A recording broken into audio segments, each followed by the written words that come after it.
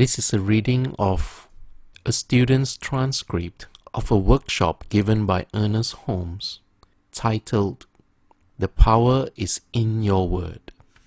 Now, this transcript is available in the book Love and Law, the Unpublished Teachings. It is a collection of rare and unpublished lectures and workshops given by Ernest Holmes to his students. In this chapter, Ernest Holmes gives very detailed information to his students about the power of the word, and he explains the concepts and philosophies that he uses to treat his patients and to manifest. The power is in your word. I have long wanted to experiment, to take a group of people and see if we could not get some results in demonstrating as we get with one person. I'm daily getting letters and telephone messages from people who have been healed through our class work. I do not see any reason why we could not make one treatment just as effective for 150 people as for one, provided those 150 people receive it. I'm convinced that this thing will work with the same assurance as in an individual case, through the consciousness and in affairs of as many people as believe in it. There is something that corresponds to our every belief, no matter what that belief is. The reason why so few people get from the metaphysical principle what there is in it, because, and it's a tragedy too, and it's a shame, so few people compared with the number of people there are in the world will take the time to learn to investigate and to understand. Ordinary people are so bound up with their trouble and fears and ignorance, they will not give the time it takes to change their thought. It is only normal and natural from the human standpoint that it should be so. Until your thought is changed, your conditions never will be. Your body never will be. We are sick because in our consciousness there is an image of disease. We will be sick just as long as that image exists. We are poor because of the same reason. There is not any question about it whatever, not the slightest. We externalize every concept and every consciousness and every state of mind.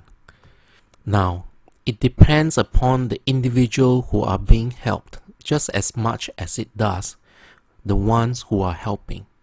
For instance, in the infinity of mind, which is the principle of all metaphysics and all of life, there is nothing but mind and all that mind does. This mind is latent. It just waits to be acted upon. And your thought and mind acts upon universal mind. Your thought and my thought is a law unto ourselves. Your thought and my thought is a law unto ourselves. It is just as much a law unto your life as mine, as God's law is in the universe. There is no difference. It is absolute. And moreover, all there is in your life and mine is our thought and our word or its activity. Nothing can hinder it from manifesting. So receptive, so plastic, so quick to take an impression is the mentality which surrounds us, that it receives the impress of our slightest thought. Now, for the sake of clearness, I want you to think of yourself as in this mind. Don't think of this mind as being in you. Rather, think of yourself as the center of this mind. Of course, this mind flows through you. Think of yourself as a center in it. That is your principle. You think, and this mind produces it.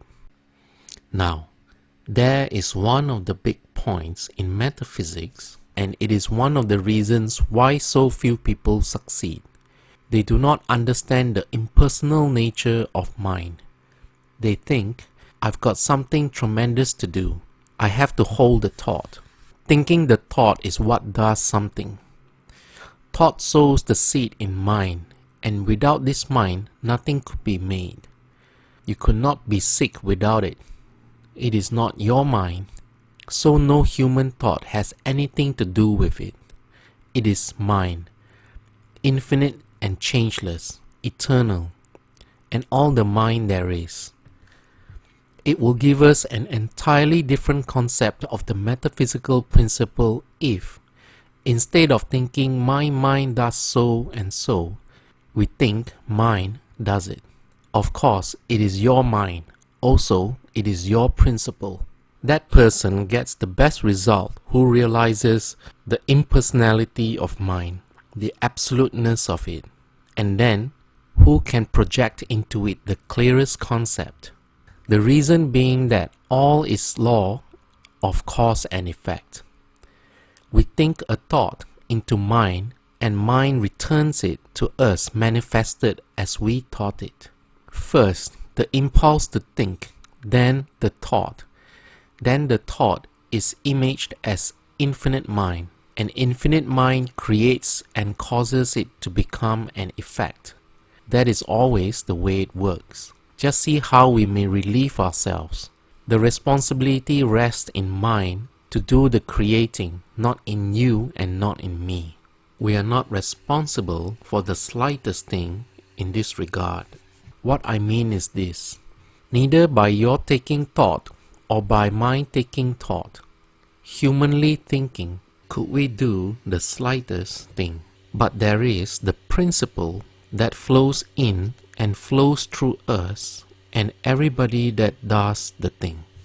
That means that in your work you can be absolutely impersonal. If I were treating myself, as I do sometimes, I would not say I am so and so. I call my name and treat myself as somebody I never heard of, because mine is impersonal and mine takes up this thought about Ernest Holmes and does it for me. Don't you see how, if you can get that concept, it is going to relieve you of all burden that the ordinary individual feels? Suppose you sit down to give a treatment today at 8 o'clock, and at 9 o'clock you give another. It is the same treatment that is given each time. You see, you speak forth and mind takes up what you say and does it unto you. That is why Jesus said, "It shall be done unto you." And if you could relieve your own human consciousness of responsibility, you would be a good healer. It is hard to speak forth and let it go away from you. I will send forth my word, and it shall not return to me void. We have got to learn to trust this unseen power. Until we do, we will get no results. In this mind, there is health and flow the consciousness of the human race. Never forget that. It is one of the things that few people understand, that we are surrounded by a universal consciousness which is creative. And do you remember what I said? It is receptive and neutral. It holds within itself all the thoughts of everybody, every thought that has been thought always by the human race, and it holds it and executes it. There has been a thought gone forth into the human race that we are lost. It is perhaps one of the strongest thoughts that has ever been created, that we have fallen. That has become a very great mental suggestion operating on and what we might term the universal cosmic plane, operating with terrific power through the consciousness of everybody who believes it. We are not talking about God. We are talking about our creative mind. It is a law, that is all. The very fact that it is not limited intelligence is shown in that it will receive both positive and negative impressions. Never get away from the idea that you are surrounded by such a power. It is the principle of demonstration. It knows everything. As we send forth our thought into it. It does it unto us. But that person who does not know how to deal with the metaphysical principle is bound by the law of human ignorance, absolutely bound hand and foot by conditions. But now, what does a metaphysician do? We begin, one by one, to break the chains of human consciousness which bind us. It is absolutely necessary. There is, operative through the consciousness of the individual, that law which says the person is sick, and it is subject to being sick. We have got to absolutely break it and emancipate ourselves from it. How are you going to do it? We are going to do it by the same means that brought about the condition, by thinking, because everything is produced by thought. You are going to do it by thinking into universal mind, the truth about yourself. The highest truth is that we are power, spirit, substance. We are made in the image of God. We are perfect. Now then, your treatment has just exactly as much and no more power than you put into it. Can you understand that, since this is the mental principle of everything that is, it has got to accept our word? Do you get the fact that you are a mental being living in a mental universe? It is all right, it is real, but it is an effect. It is not a cause. Here is one thing that you must think. It is one of the most important things. Since all is mind, and the only avenue of expression of this mind is through mental concept, and we are the ones that hold the mental concept about ourselves, and mind is the one which does it unto us. That mental concept, held in universal mind, is positive or negative, as it is when we create it or think it. In other words, if I know that my word is, my word knows that it is. I say a treatment has no more power than it is put in by the one treating. And that is why some people's work is so much more powerful than others. In some things I get much better results than I do in other things. There are certain things I can do for myself and never fail. Why? Because I know when I speak the word, that word knows itself. How? Why do I know? Because somehow or other, there is evolved within me that consciousness. That is a matter of growth. Notwithstanding, no treatment will have any more power than I put into it. And here is an important thing, and it is a thing all the best metaphysicians understand, and the vast majority who are seeking do not.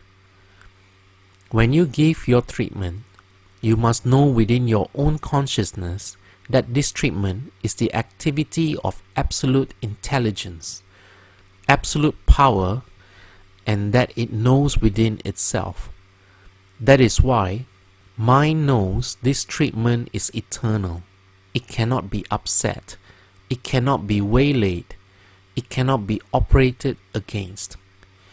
Ordinary people's treatment does not go forth with power because their treatment is not protected in their mind. I'm getting into deep waters, but I want you to follow me closely. Their treatment is not protected in their consciousness. We are dealing with a power where a positive and a negative power balance each other. Until our word becomes so absolutely spiritual, it is very apt to be neutralized by an opposing power, insofar as the effect on us is concerned. Since that is true, suppose you are demonstrating prosperity. You must do more than declare you are prosperous. You must know that no human law, no human thought, which is always seeking manifestation, can operate against your treatment. It knows itself to be the fulfillment of everything concerning you, and you will then surround yourself with a wall and protection of positive thought that nothing can operate against. Otherwise, your word, unless it goes forth with power, speaking in a human way, will be tangled up in the false words. It must know itself. You must realize that. Then you know it. You must know that your word is more than anything else. Otherwise, your word will not amount to anything. The highest thought and the highest word are good through the omnipresence of God. You are still dealing with the same law of cause and effect. And what the world needs today is to know and understand that law, and let each one apply to the limit of that law as much as the spirit can be apprehended, and then the world will begin to get results. What you must begin at once to do is to protect yourself from man-made law concerning you. For instance, man has said that man is sick. Now, you must know, you must recognize that man has said it. You must recognize that the error is a thing which you have absolute power. And you must know that when you speak the word, that your word has absolute power to destroy it. Thought is intelligence. You must know that what you are saying is destroying error. I do not want you to think you are antagonizing it or fighting. But in that calm assurance which comes to the individual who knows, you are destroying it. I should quite definitely speak the word that I knew would annul every law that seemed to me was the human cause of this thing. The time will come when we deal more and more with the absolute, but we have to approach that by degrees. If I have a case now that does not yield readily, I go over everything that we say causes that conditioning, and I speak the word that destroys it. You will find your word has the amount of power, the amount of intelligence you put into it, and it has creative power according to the amount of absolute conviction and the impulse of love which is behind it. It has creative power according to that. Mind is that which is eternally self-conscious of itself, of its ability to do anything that it wants to, and whose one impulse is the impulse of love. That soul which can love the greatest will be the best healer. The one who can love the most universally, the one who can take into consciousness the broadest concept. All thought is impersonal, and we live in this mind which immediately takes up whatever thought we think.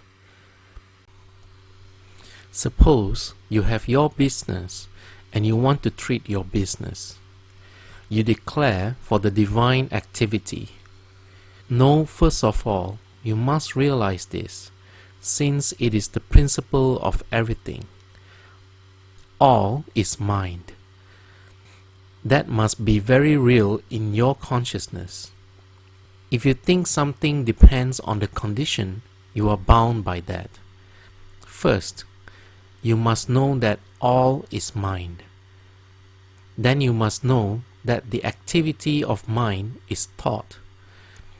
Next, you must know that you are a thinker, and that mind takes up your thought and creates it. You must know that you are never dealing with a condition. Never look at this condition. If it is the healing of disease, never ask to see it.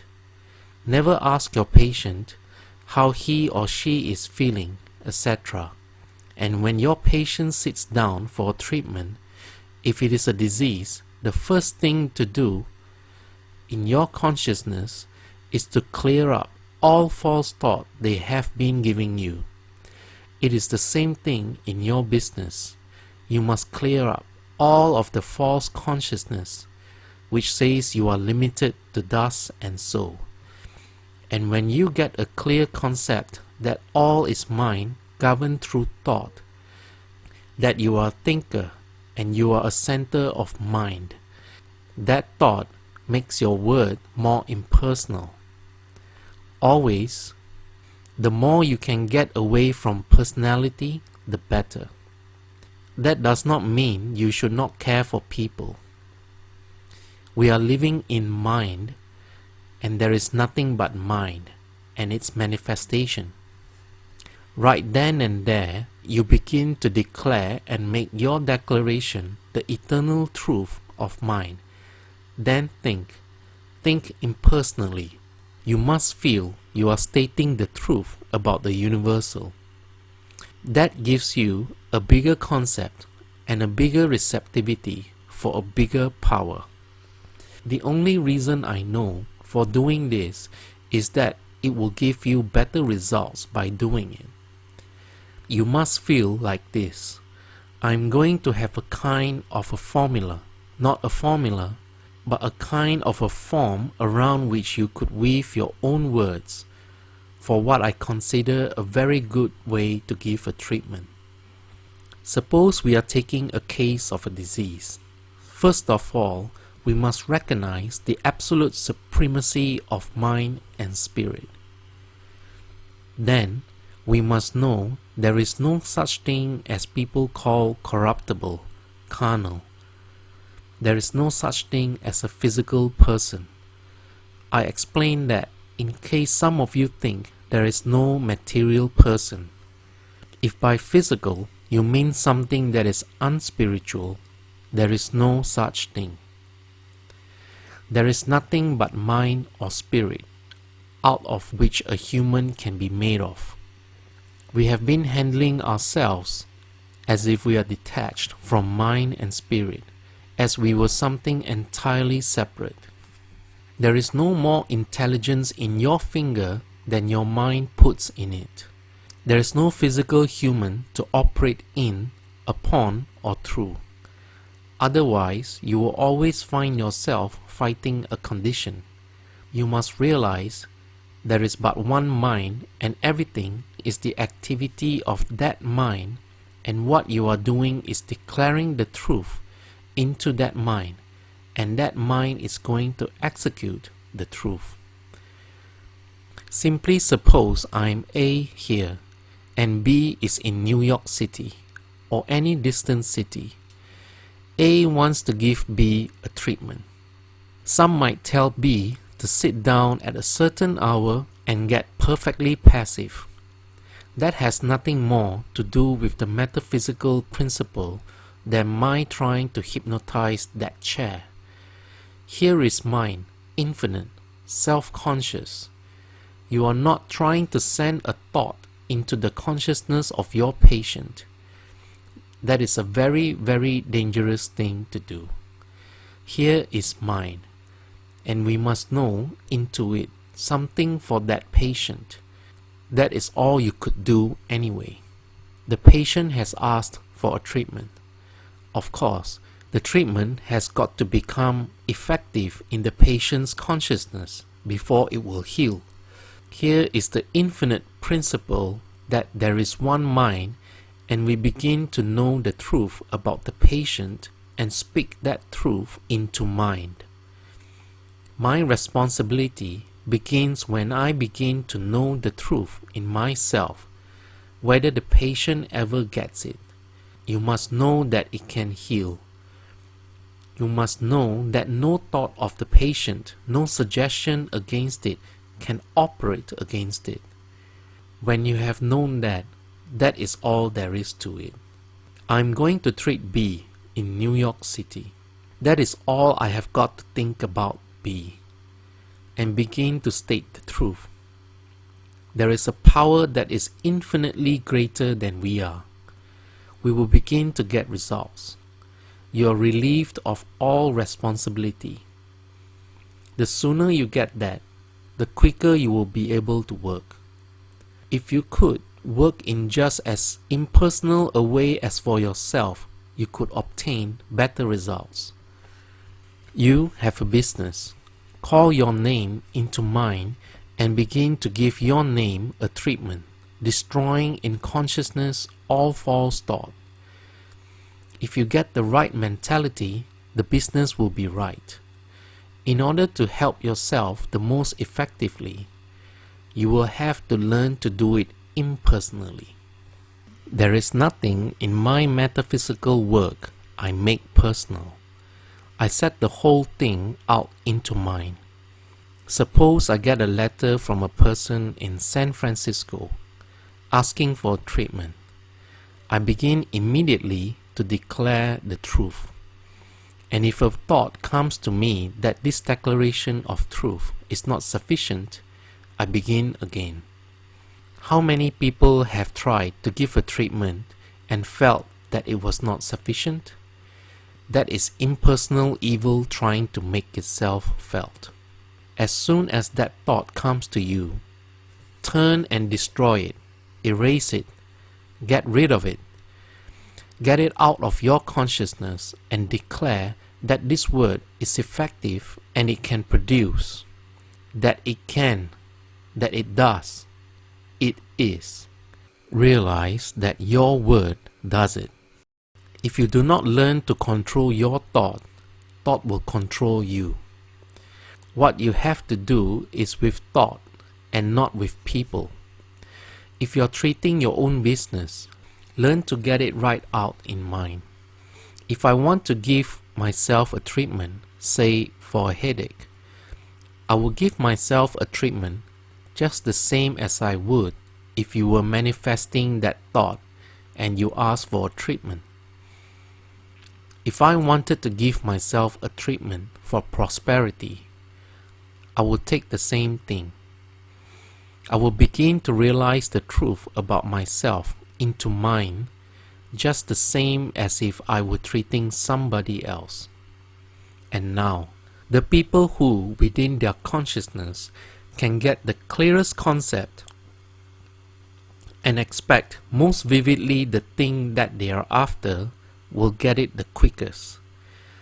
But most of us are constantly declaring error. We are declaring I am sick, or weak, or unhappy, or Ernest Holmes has gone to hell. And here is mine, that which eternally receives. There are more people suffering from the race consciousness of condemnation. I have destroyed in my consciousness any belief in any punishment in hell. Then it was gone. Then there was nothing there to make me sick. And when you destroy the obstruction that people sets up, the healing is done. Health is. You do not have to make it. It is. If you are sick, there is a negative thought there operating upon your body through your consciousness. I must not say I am not poor, because it sounds nice to say it, but there must be that within me spiritually that knows I am not. There must be a deep conviction within that knows that all the truth of that which I say. Perhaps 1,000,000 times I will have to do that over and over until I get over that false habit of thought. Whatever it is that hinders your progress is nothing but thought force working. And when you learn how to destroy it and get rid of it and know the truth, it will depart. Stop looking at the world as a conditioned thing governed by matter, matter, matter. Let matter alone. It is all right in itself. We are getting ready to do some big things before the winter is over. I have seen such wonderful results, such marvelous results. I am surprised over them myself. In spite of the results, I am surprised, and I can see such infinite possibilities just beyond. I want that every one of us shall prove this winter the absolute supremacy of our word. The thing to do now is to get your consciousness clear. I get so enthusiastic over this. and I can see wonderful possibilities. When I see the people every day coming to me enjoying health, prosperity, and happiness. And when I know the infinite is just waiting to be acted upon. You are the actors. It is the binding thought of our own false consciousness that holds us. It seems as though I could not wait, and yet there is no use in talking to people who do not listen. A few do. And there is a possibility in this infinite storehouse of mind that God has made already for people to use, and people ought to use it. We have got to learn the laws governing cause and effect. Law. You have got to learn how to use it, and you have got to know how to use it. And then you have got to use it. I find those who get the best results are those who know what they are doing, constantly weeding out of their consciousness everything that hinders, destroying within them their false concept. A little here, a little there, and if they fall down, in not staying down but getting up and going on, over and over again. There is no practitioner who can do anything more for you than to help you. Your final emancipation will be written by your own hand, or it will never be written at all. It will be thought out by your own mind.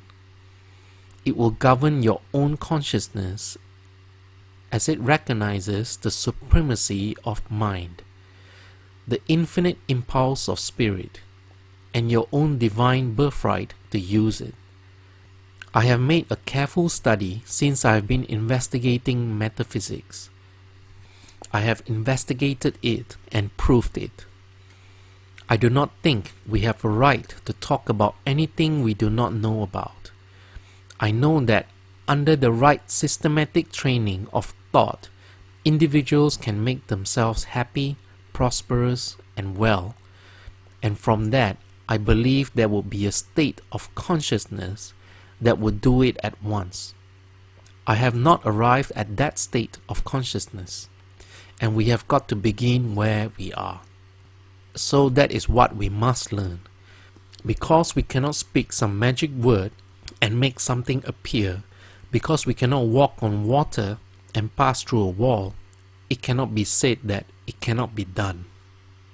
This winter, I would like to see 150 of us begin to systematically clear out our own consciousness, everything that hinders it.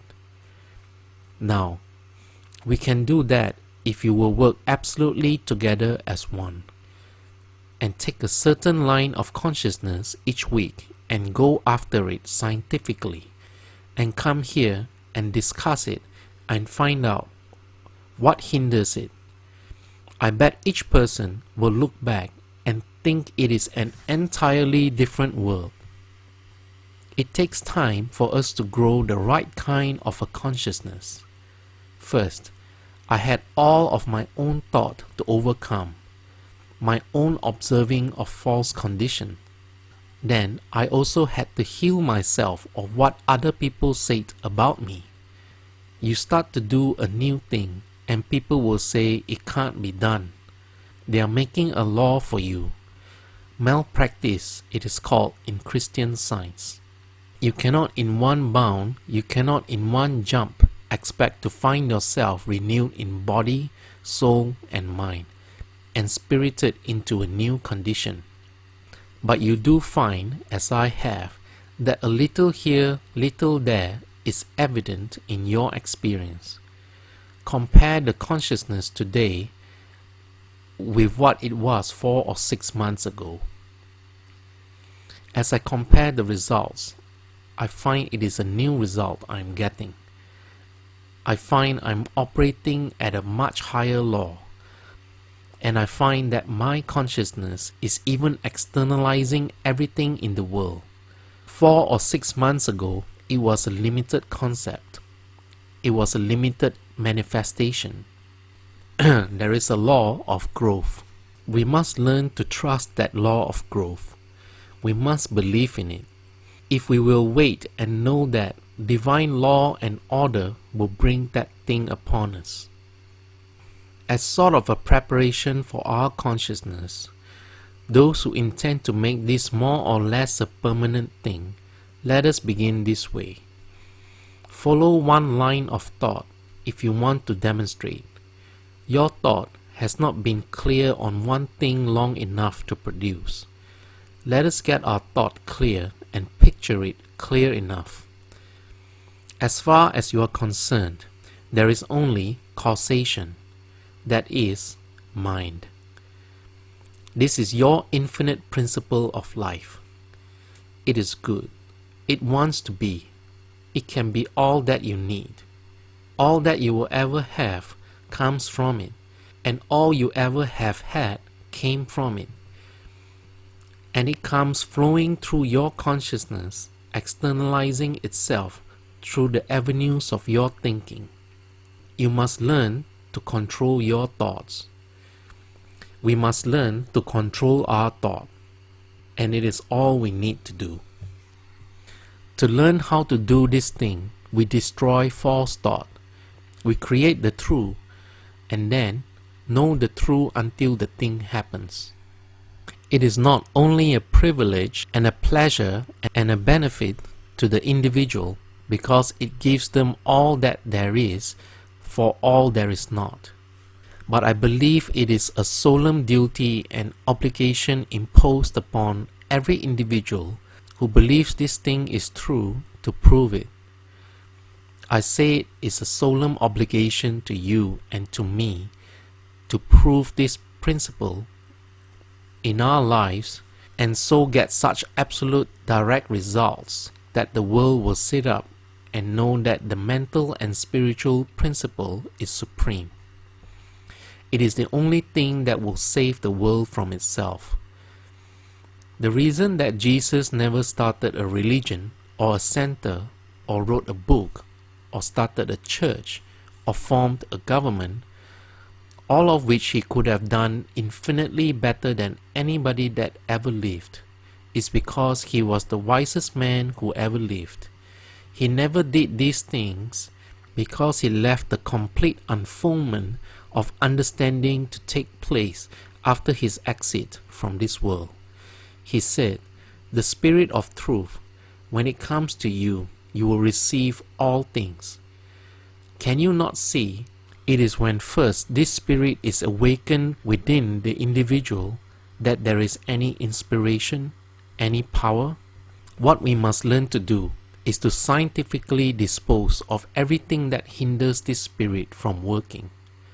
I know tonight that I have something with me which I cannot understand very much of, perhaps more than most people, perhaps less. But this I know, that I govern my life as I choose. I do that absolutely, and I do it through a law I have never seen. I know it works, for it never fails me.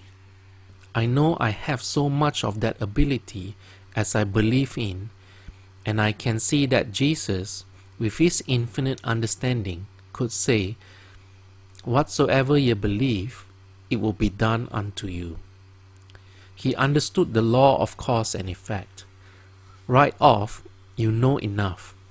Begin to use it tonight, and right off begin to believe the word which you speak. That word which you speak is going to go forth and do the thing.